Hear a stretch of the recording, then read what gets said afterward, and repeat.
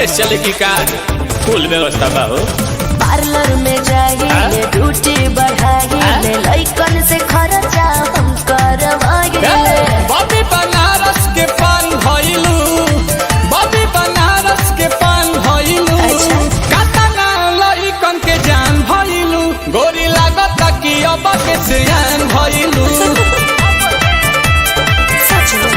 तो गोरी लागत कि अब के सियान भइलू।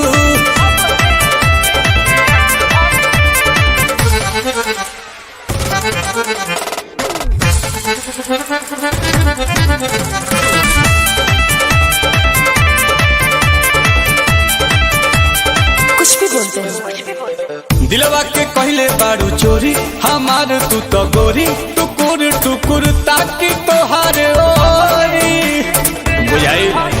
लेकोमी के लिपस्टिक लगाइले, लोटस के फेशियल कराइले। एही से अजोरिया के चांद भइलू, एही से अजोरिया के चांद भइलू, कातना लइकन के जान भइलू, गोरी लागत कि अब के सियान भइलू। हाँ गोरी लागत कि अब के सियान भइलू।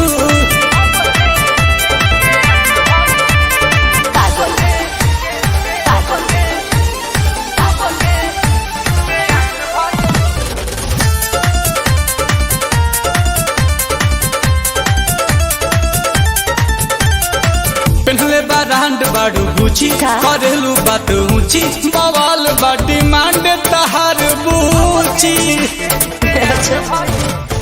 बिकिनी हॉल के कहल हो, करता रानील कमल हो। हे जोहरीला हीरा के खान भइलू, हे जोहरीला हीरा के खान भइलू, कतना लहिकन के जान भइलू, गोरी लागत कि अब के सियान भइलू। हो गोरी लागत कि अब के सियान भइलू। देखी हो पगला मत जई हो।